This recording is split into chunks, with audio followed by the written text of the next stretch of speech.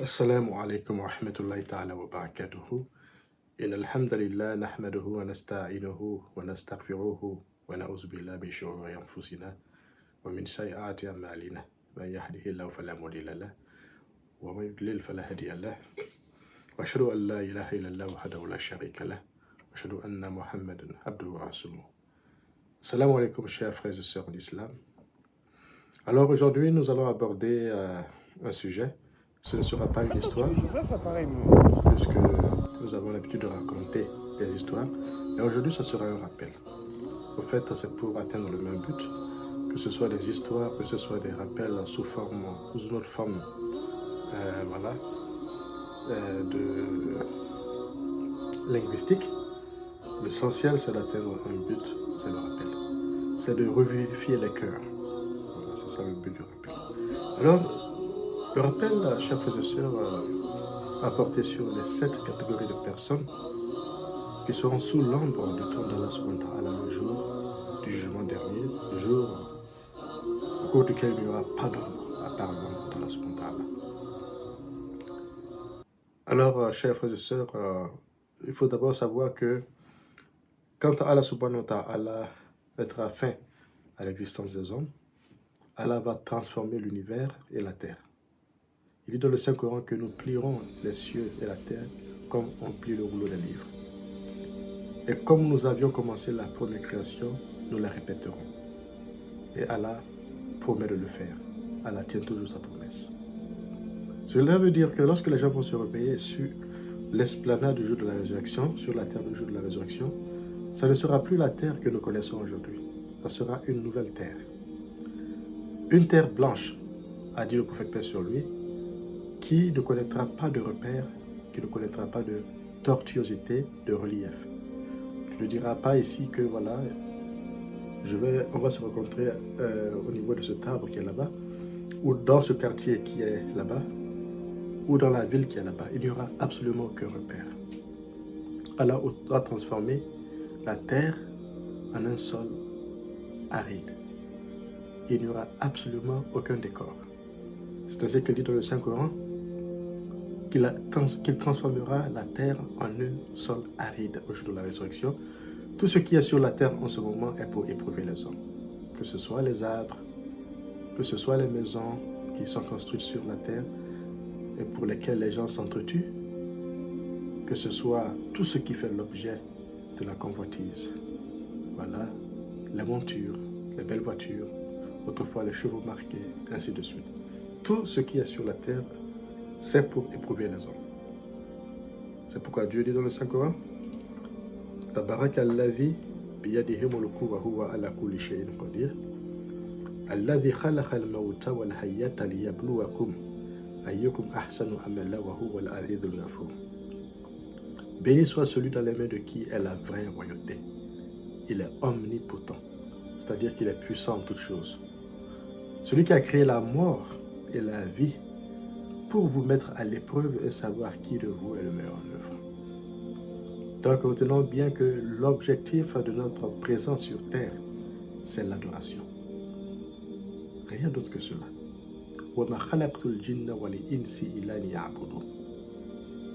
Je le dis, je n'ai créé les génies et les hommes que pour qu'ils me vouent un culte exclusif.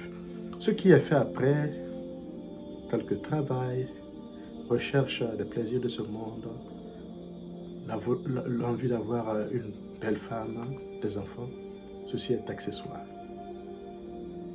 et subordonné à l'adoration d'Allah subhanahu wa ta'ala. La chose la plus importante, la priorité, dites-le vous, soyez rassurés, ô chers frères et sœurs, la priorité c'est l'adoration. Et quand vous travaillez, quand vous cherchez de l'argent, quoi que vous fassiez, dites-vous que vous adorez Allah subhanahu wa ta'ala à travers la chose. L'adoration ne signifie pas seulement la prière, les 5 prières canoniques, obligatoires. Mais l'adoration, c'est au fait de se souvenir d'Allah subhanahu wa ta'ala, de se rappeler Dieu dans tout ce que nous faisons. Bref, ce n'est pas le but du sujet, mais c'est très important d'introduire comme ça afin que vous compreniez l'importance de ces 7 catégories de personnes qui seront en ce jour. Pourquoi ces 7 catégories de personnes? Et pour vraiment résumer, l'eschatologie, c'est-à-dire les événements de la fin du monde, l'eschatologie, on appelle chez les chrétiens l'Apocalypse. Donc, le prophète, paix sur lui, a dit que le soleil va réapparaître en ce jour, mais sera très proche des têtes de ceux-là qui seront sur l'esplanade de ce jour. Rappelez-vous, il n'y a pas de relief, il n'y a pas de tortuosité, il n'y a rien pour faire de l'ombre, sauf le trône d'Allah Subhanahu wa Ta'ala. Et ce n'est pas n'importe qui sera sous ce trône. Donc, la majorité sera sous le soleil. La chaleur ardente du soleil. Les gens vont suer proportionnellement à leur péché. Certains vont suer jusqu'aux chevilles, certains vont suer jusqu'aux genoux, et d'autres vont se noyer dans leur sueur en raison de leur péché. Mais il y aura cette catégorie de personnes qui seront exemptées de cette souffrance, qui, dit-on, va durer 50 000 ans. Une journée qui va durer 50 000 ans. Ça, c'est beaucoup, chers frères et sœurs, que Dieu nous en préserve. Mais 50 000 ans qui vont paraître comme étant la durée que l'on fait entre Zour et Asr pour les croyants. Donc, ils ne vont pas sentir. Sans cela que le concept de la relativité d'Albert Einstein vaut n'est-ce pas, est d'une importance capitale. Donc, c'est un peu cela, chers frères et sœurs. Alors, la première personne qui sera sous le trône d'Allah Subhanahu wa Ta'ala sera un dirigeant juste. Je m'excuse.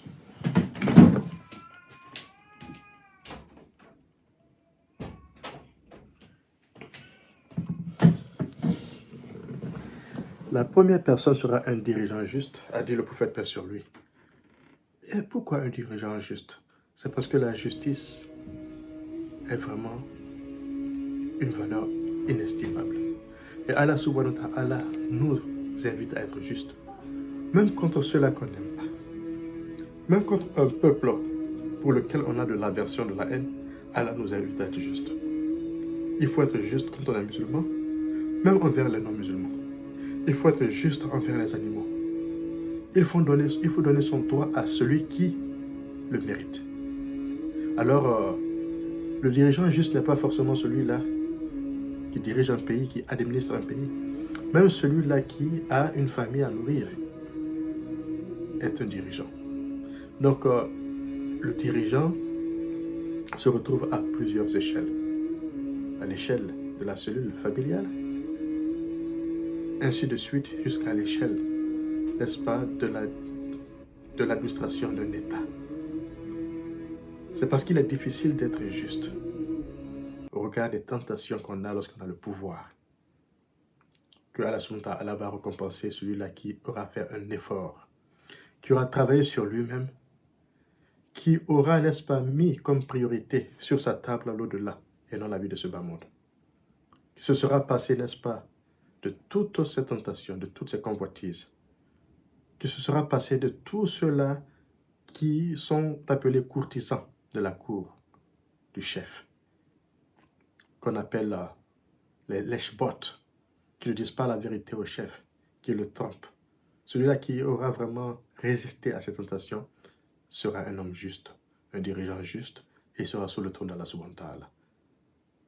Deuxièmement, celui qui a passé sa jeunesse dans l'adoration de Dieu.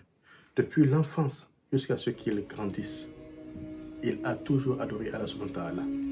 Qu'est-ce qui est plus difficile que de passer une jeunesse dans un contexte où il y a tant de tentations?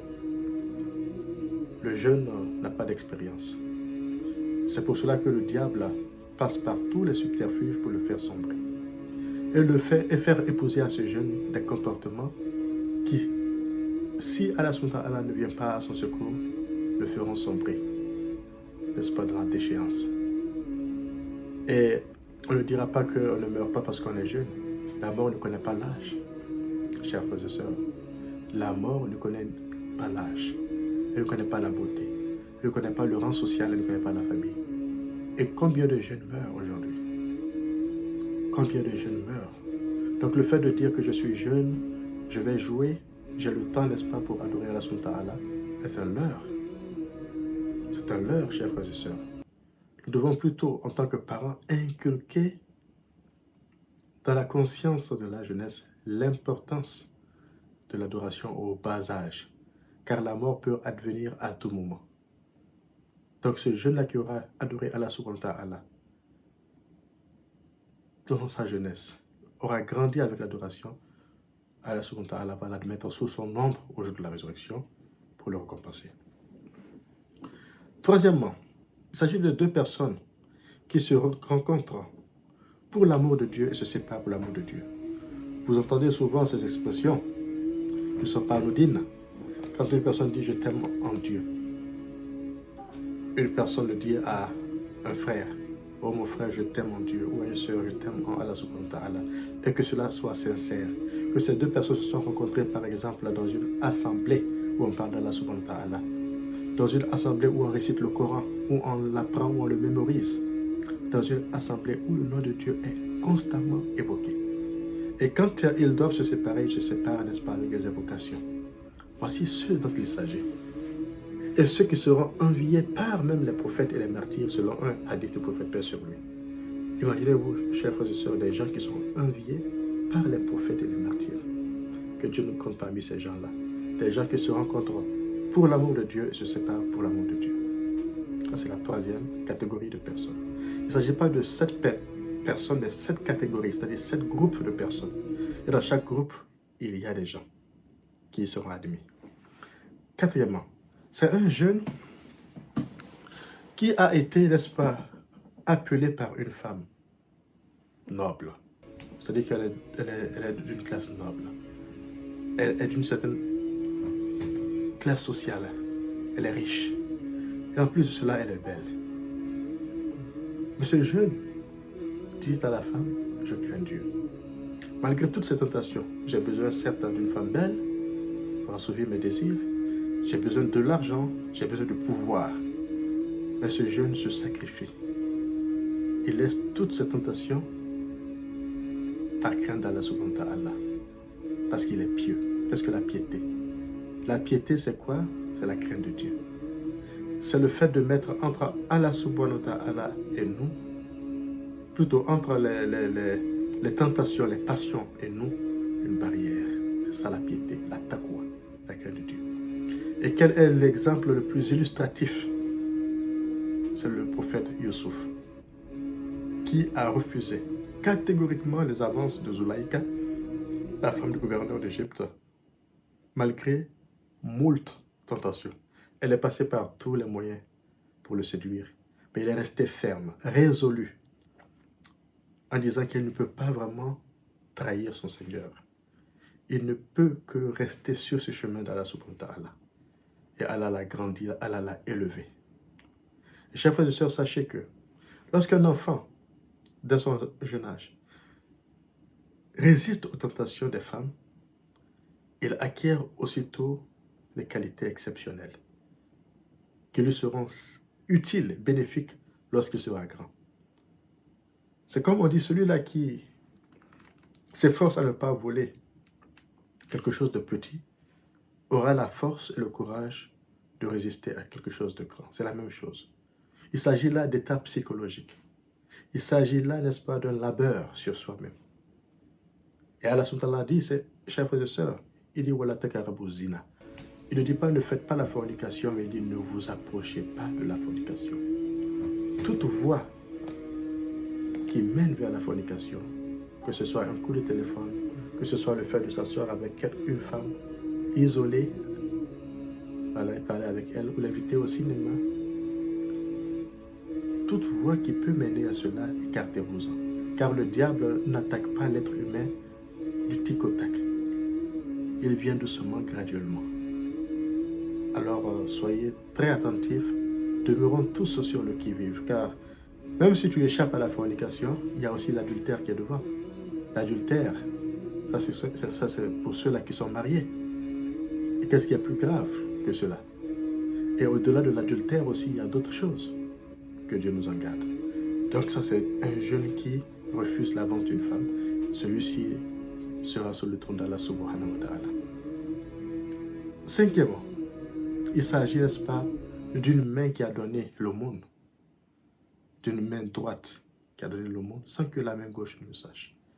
La personne ne l'a fait pas pour qu'on dise qu'elle est gentille ou qu'elle est riche, mais elle l'a fait par amour d'Allah subhanahu wa ta'ala. Au point que lorsque la personne le fait, on ne sait même pas que c'est elle qui est à l'origine de ce don. Ça, c'est exceptionnel. Alors, chers frères et sœurs, c'est exceptionnel. Donc, ça, c'est la personne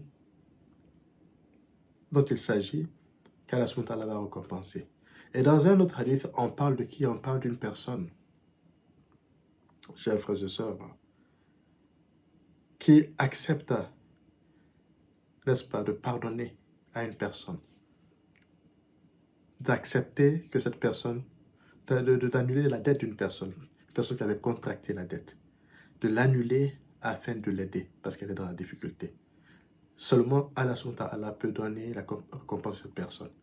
Car il faut vraiment un effort.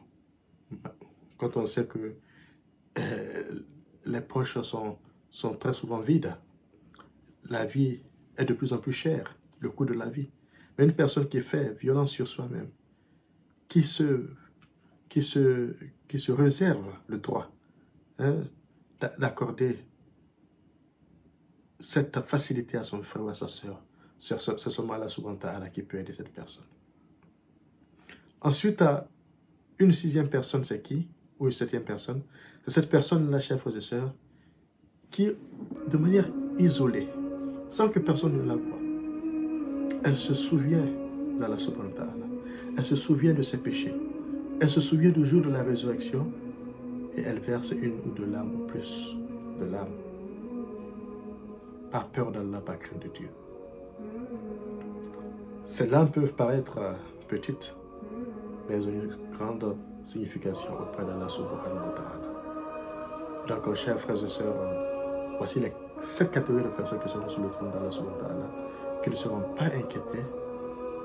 C'est admirable, chers frères et sœurs. Et ces personnes seront comme des délégations spéciales. Des délégations spéciales. Dans notre terminologie des VIP, elles ne seront pas inquiétées. À un moment où il y aura des gens qui vont suffoquer dans leur chaleur, qui vont crier, qui vont pleurer, tellement qu'il fait chaud, qui vont demander au prophète paix sur lui à ce qu'il intercède auprès d'Allah subhanahu wa ta'ala pour qu'il ait lieu le jugement dernier, même s'ils vont rentrer en enfer. C'est à ce moment-là que ceux-là qui se seront prémunis de cette tentation, étant sur la terre, qui parfois, dont on tournait en dérision, en moquerie, vont se prévaloir de ce droit au jour de la résurrection. Allah va le leur reconnaître. Ils vont se réjouir. Ils vont se réjouir. Leur visage sera blanchi parce que tout simplement, ils auront mérité ces places. Ils seront assis sur des chaises en lumière en récompense de leurs efforts, de leurs sacrifices sur la terre. Donc on se dit à la prochaine, veuillez Allah subhanahu wa ta'ala nous inspirer afin que nous fassions partie de ces 7 catégories de personnes. Au moins l'une de ces catégories sera alors suffisante pour que nous réussissions dans la vie future. Assalamu alaikum wa rahmatullahi ta'ala wa barakatuhu. Je finis avec ce verset du Coran qui me fait trembler le cœur quand Allah subhanahu wa ta'ala dit au prophète paix sur lui et à nous aussi, sois à l'écoute. Le jour quand l'appeleur, quand le héros appellera d'un endroit proche, pendant que nous serons couchés dans nos temples pendant des siècles. Il y a des gens depuis Adam jusqu'au jour de la résurrection seront sous la terre. Le jour que l'appeleur, le héros, criera, appellera d'un endroit proche, le jour où vous entendrez ce cri, cet appel, voilà le jour de la résurrection. Alors je vous remercie, chers frères et sœurs, on se dit à la prochaine. Assalamu alaikum wa rahmatullahi ta'ala wa barakatuh.